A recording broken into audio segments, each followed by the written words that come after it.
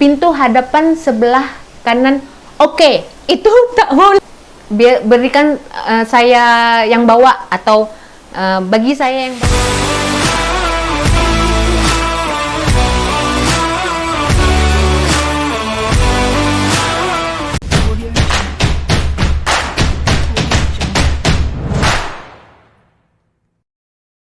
Halo pemirsa, bertemu lagi bersama saya Boru Naga.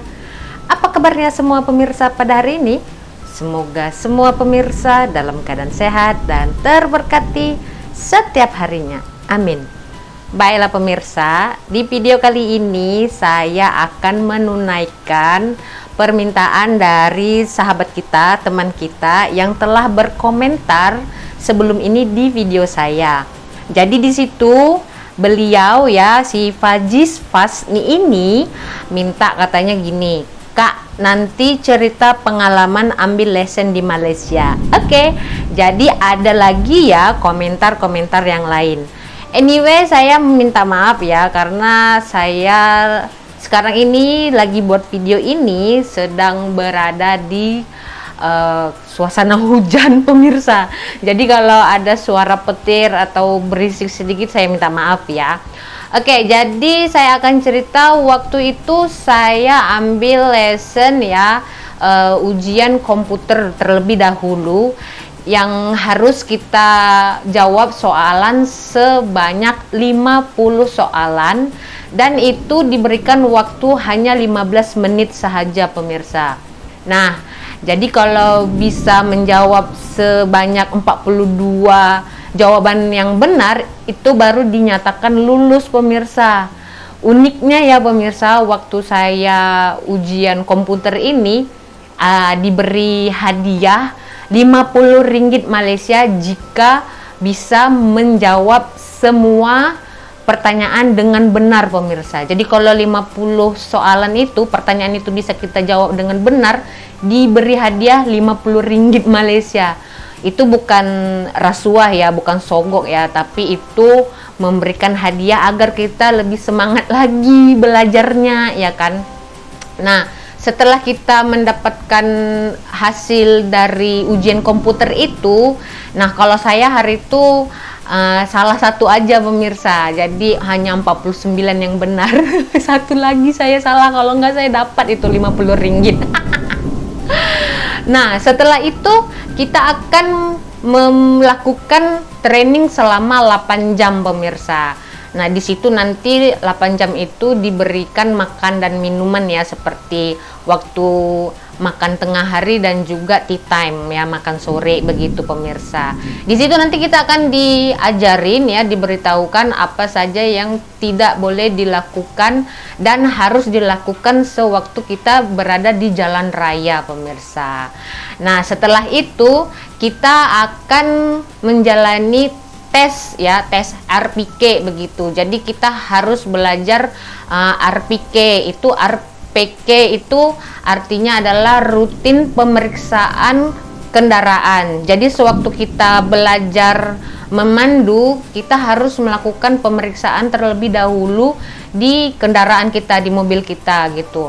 Jadi bagian-bagian luar kendaraan ya, mobil itu kita harus cek pemirsa, seperti spion ya, kaca, ban ya, tayar begitu, dan juga lampu ya, cermin begitu kita harus cek pemirsa. Nah, setelah itu juga kita harus belajar yang namanya RSM.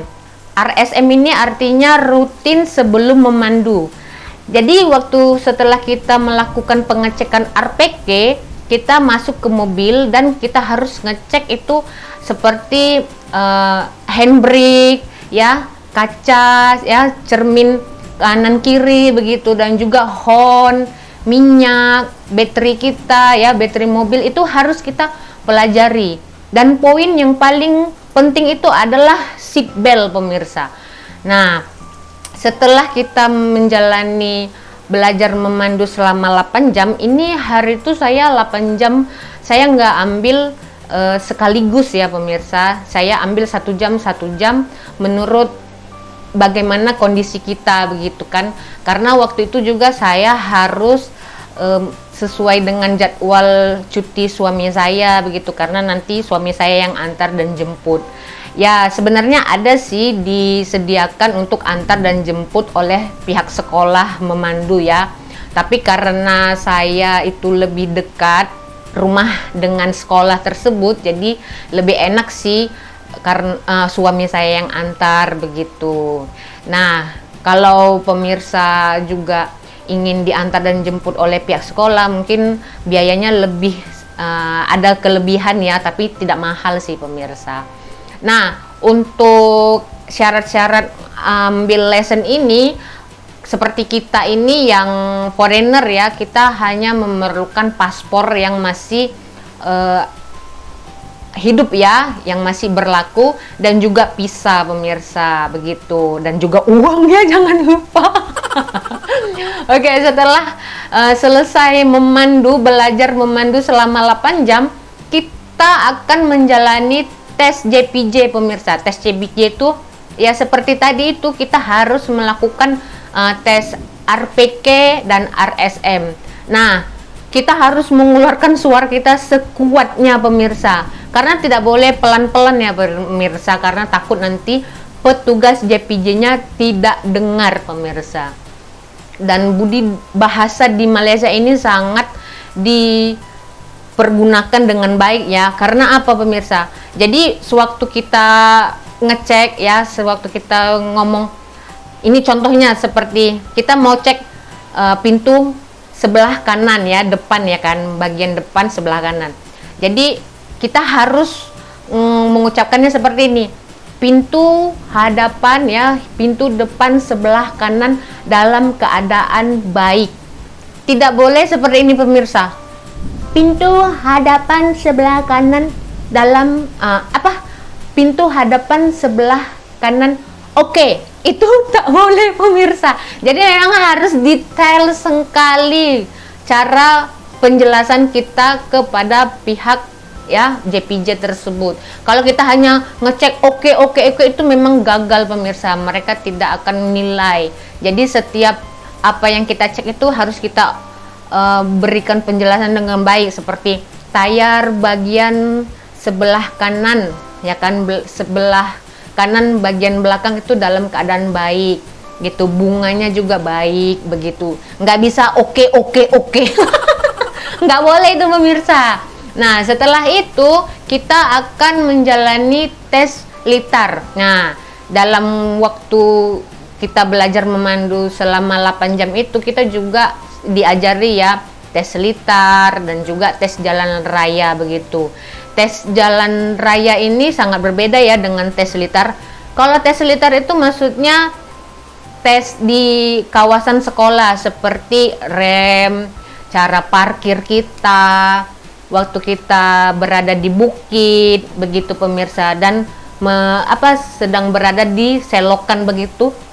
Itu memang sangat dinilai pemirsa ya. Jadi kalau waktu tes jalan raya itu beda lagi, setiap poin-poin yang kita jalan itu akan dinilai oleh pihak JPJ. Jadi waktu kita tes JPJ itu nanti petugas JPJ-nya duduk di sebelah kita. Jadi kita memang akan bawa pemirsa, ya kan? Kelihatannya aja JPJ-nya itu diam di sebelah, tapi setiap gerak-gerik kita tuh dilihat loh pemirsa, kayak ada CCTV begitu pemirsa. Jadi mereka akan menilai. Dan yang saya tahu ya dari pengalaman teman-teman saya yang ambil lesson di Malaysia ini, ucapan ya, perkataan yang paling ditakuti oleh yang mau ambil lesson ini adalah dari petugas JPJ. Berikan saya yang bawa, atau bagi saya yang bawa. Itu kalau udah terucap dari petugas JPJ-nya pemirsa, itu bermakna, itu artinya kalian gagal. Jadi waktu kita kalau tes jalan raya itu, kita akan melewati bulatan ya, bundaran, dan juga akan dibawa ke jalan lewat dari sekolah. Nah kalau lewat dari sekolah ataupun rumah sakit ya, hospital, di Malaysia ini ada undang-undangnya dan peraturannya. Jadi kalau lewat dari hospital ya atau sekolah itu dilarang sekali membunyikan horn. Dan kalau kita mau melintas lewat dari sekolah itu tidak boleh melebihi 20 km pemirsa. Jadi memang harus slow sekali pemirsa. Kalau lebih memang feel, semua feel kalau salah. Nah, poin yang pertama kalau kita mau tes JPJ masuk ke dalam mobil itu jangan lupa seatbelt pemirsa, karena poinnya itu sangat penting sekali ya kan. Nah setelah udah kita dinyatakan lulus, kita udah menjalani ketiga tes ini dengan lulus, kita akan diberikan lesson P. Maksudnya itu P itu percobaan selama 2 tahun pemirsa. Jadi jangan pemirsa pikir, jangan pemirsa kira pemirsa sudah dapat lesson P itu pemirsa sudah bisa sesuka hati di dalam jalan raya ya. Itu masih percobaan pemirsa. Jadi selama 2 tahun itu kalau pemirsa mendapatkan kesalahan seperti melanggar lampu merah ya, melanggar lalu lintas atau terlibat kemalangan, accident, maka nilai pemirsa akan dipotong pemirsa begitu. Nah, jadi nggak usah heran ya kalau di Malaysia ini pemandu-pemandu di Malaysia sangat tertib, karena sebelum mereka mengendarai mobil ke jalan raya mereka sudah belajar dulu pemirsa apa yang boleh dan apa yang tidak boleh pemirsa ya kan. Jadi begitu sajalah pemirsa untuk pengalaman saya sewaktu ambil lesson mobil di Malaysia ini. Oh ya, waktu saya ambil lesson mobil waktu hari itu ya, saya lagi hamil 4 bulan anak saya yang kedua.